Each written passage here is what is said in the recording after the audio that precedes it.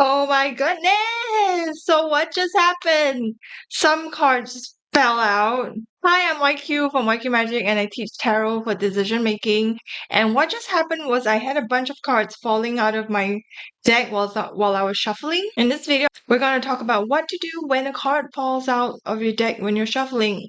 Spoiler, sometimes it's just really bad shuffling. But let me explain when it actually matters and when it doesn't. So the term for cards that pop up when you're shuffling are called jumpers because they're jumping when you are shuffling the cards. They're called jumpers, and then sometimes they can fall on the table, they can fall on the floor, they can fall anywhere. And you might even watch, videos on TikTok, on Instagram where people just only read with cards that fall out. And for me, right, that doesn't really constitute a jumper card, but it's more about bad shuffling because when you are reading jumper cards, what I define them as is basically one or two cards that just physically pops out and falls on the table while you're shuffling. Not those that are just like, 10 cards falling out of the deck when you are shuffling, because those are more like you're really bad at shuffling and things are falling out. Here is how I handle jumper cards.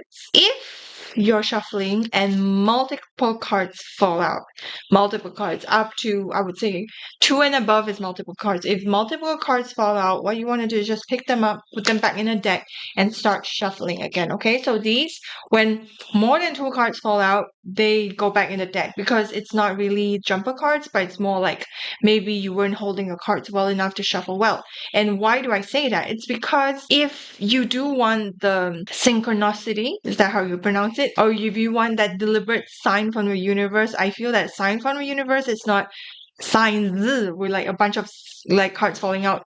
Those are not signs. But instead, if you're shuffling, and what I do see when the jumper cards fall out is that they kind of like physically, when I'm shuffling, I can see that they sort of just like, somersault out and then fall on the table.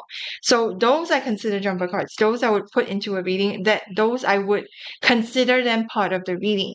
But if one card does pop out right when you're shuffling, it depends on how it lands. If it lands card back up, I put it back in because the message is not meant to be read. But if it falls, like the cards, like this side coming up, the actual card sides coming up, then I will put them on like maybe the top right corner of the table while I'm shuffling, because that kind of gives more information about the spread that you're reading, about the cards that you're reading. So just a recap.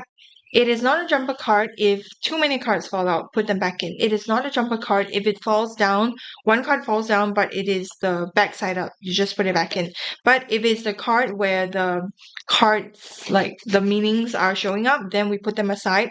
And what I see this card, the jumper card, as is being that it is coloring the whole reading. So for example, just now I had used a 10 of wands as a demonstration. If this one pops up as a jumper, I'll put them at the side, and then the whole reading will be colored by the stress, the like tiredness that comes from the Ten of Swords. So, whatever question I'm asking, if it's a relationship question, then I would see it through the lens of something being very tiring, something being maybe not fairly distributed, and then something that you are not delegating well enough. So then the jumper card itself would color the whole thing, color the whole reading. So here's my kind of gripe when it comes to TikTok tarot readers who exclusively use cards that fall out for their readings. I feel that they're kind of, shuffling almost too loosely, hoping that more cards fall out. Then it is less deliberate, but more like, let's see how this is gonna present interestingly for people watching the video. And this is kind of like a problem, especially for beginners, is that what if you're a beginner who shuffles well and then you're like, oh my gosh, no cards are falling out? Then does it mean that, the reading isn't gonna come out? And the tarot works because you're engaged with it, not because that you're waiting for things to happen. Then you might ask, if the TikTok readers are doing cards falling down, then how should you be picking cards, right? If no cards are falling out, how should you do it? So what I would recommend that when you're picking cards for a reading, basically is that once you have the question set, so for example, if you're planning to do a career reading and then you have a tarot spread ready, you want to put that aside. I also kind of feel that when it comes to TikTok readings is that they are not putting it on a table, so they're just shuffling and then waiting for things to happen, right? So if you do a reading for yourself, what you want to do, maybe after you shuffle well enough, you just spread it out on a table and pick the cards from there. But if you don't have a table, so for example, sometimes I'm reading at a tiny, tiny desk without a table, then what I would do is I would just shuffle and then I would just pick from the middle. And the reason I recommend picking from the middle versus some people, what they do is that they shuffle and then they start picking from the top. I don't recommend that because I feel that most of us do not shuffle well enough for the cards to just come out like randomized enough from the top. Okay? So that is my philosophy when it comes to picking cards for readings because what we're doing is actually we are randomizing enough of the cards to help us when we're doing the reading. So randomizing it enough so that when the reading that pops up, we activate the parts of our brain that is more related to the subconscious rather than sometimes the cards when you're shuffling not too well, all of them are just in the same order and then it kind of breaks your flow when you're trying to get more meaning out of them. Yep. So to recap, what happens when you do have a jumper card is that see how many cards do you have? Do you have more than two?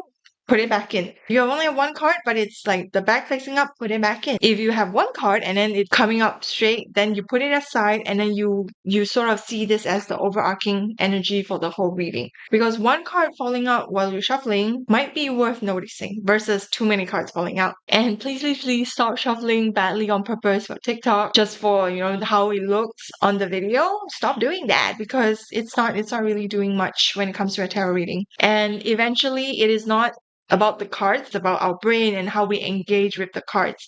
Honestly, the cards are just cardboard pieces of paper. And if you buy like really, really sturdy ones, so for example, I was really trying to shuffle badly with this deck, but it's not working because the card stock is good. Then if you do have a particular deck that the card stock is not great, maybe then you want to change it up a bit so that you don't have too many jumper cards falling out. They're not even jumper, they're just cards that are falling out. Okay? So I'm YQ from YQ Magic and I teach tarot for decision making. I'll see you next time. Bye!